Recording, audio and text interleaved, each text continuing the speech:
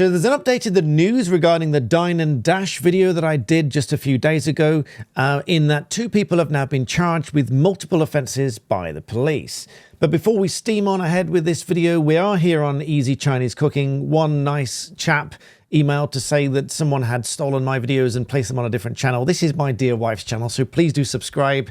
I'm here to support the channel and help it grow.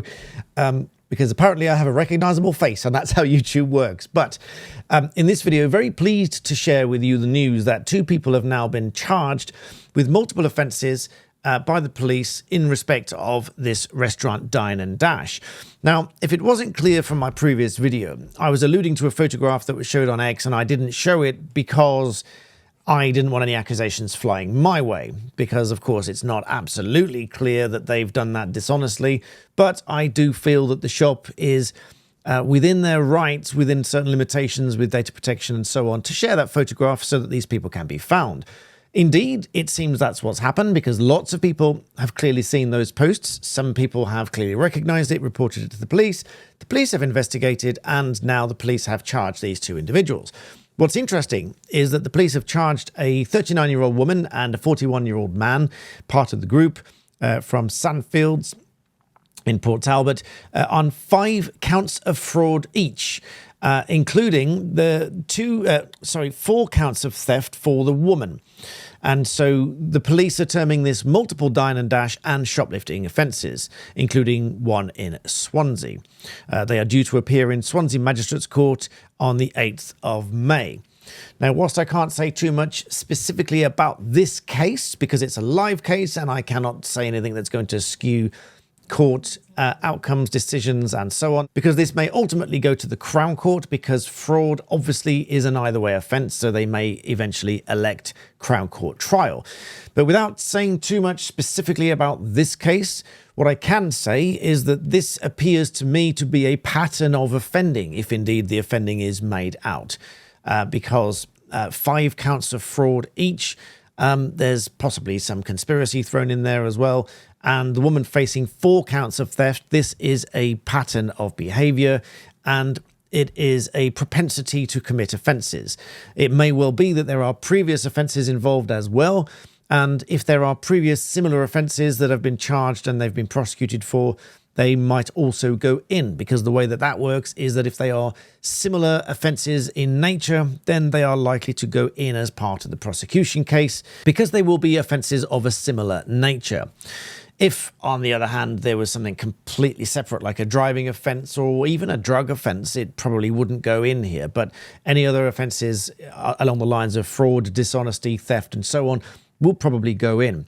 But even these by themselves, they are a pattern of behaviour, and they show, if proven, that they have this pattern of behaviour, and the court is probably likely to find that the pattern of behaviour lends to being more easily proven to be dishonest, whereas if it was a one-off event and they said they forgot, that might then have been easier to say that it was a simple misunderstanding.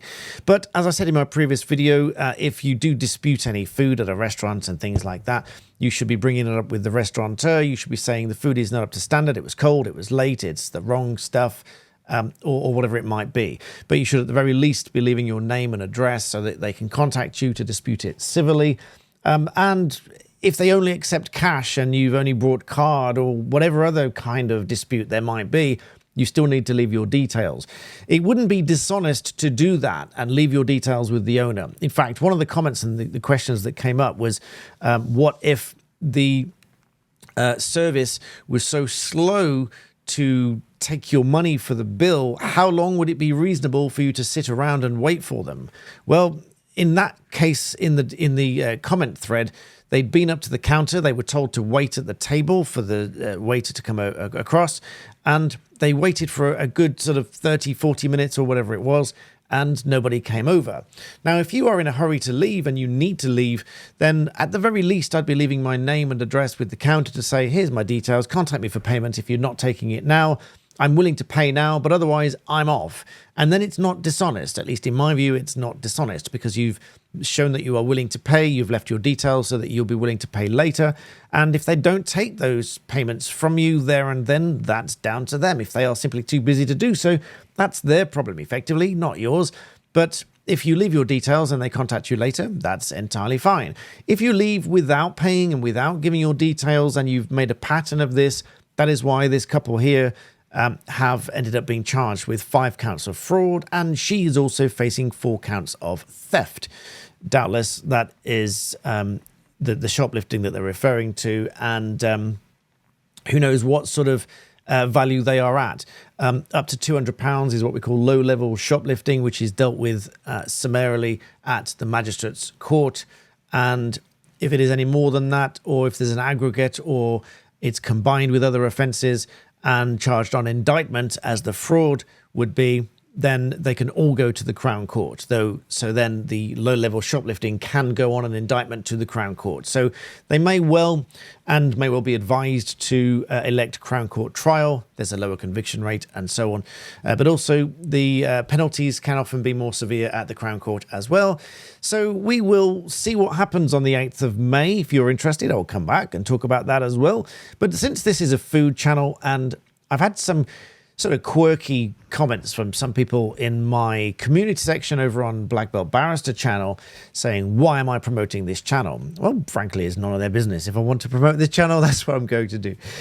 Some of you enjoy it. Some of you enjoy these tidbits. It's a crossover with food and law. Let me know if you enjoy the crossover. Many of you already have. You're kind enough to already say that you'd like the crossover with law and food. And this is especially one of them.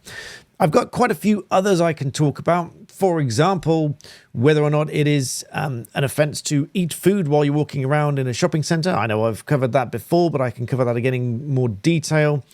And what other things go into food businesses, such as the law regarding selling your own food and running your own food stall in the street, or whether you're doing that regularly, whether you become a trader, whether you're packaging things up and sending them, what has to go on the label, what is legal, what is not legal. Other general questions about restaurants. One interesting one was about the size of a serving, whereby they're selling it by the pint, as in soft drinks, they're selling by the pint, but then they put ice in, so it's not quite a pint.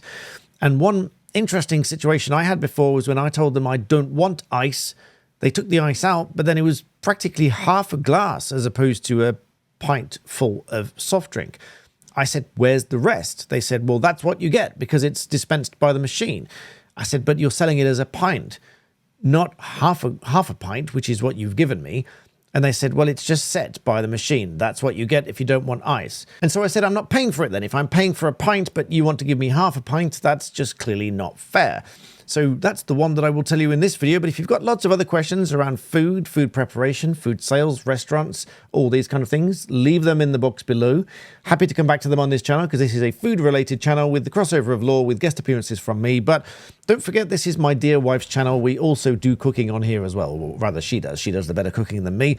I simply stand there with the camera and hope that it looks okay when I filmed it at the end. And with the summer coming up, you can look forward to my barbecue and my steaks and all those kind of things with all the Chinese and the spice flavors coming across, which I dearly love. So I'm hoping for the weather to pick up just that little bit, because it's just that little bit too cold at the moment to get the barbecue out and start cleaning it off. But I will do that, and I look forward to the summer. I look forward to you joining me there for barbecue cooking. And in the meantime, do make sure you subscribe. This will help my dear wife's channel grow that little bit more. I thank you for watching, and I'll see you all next time.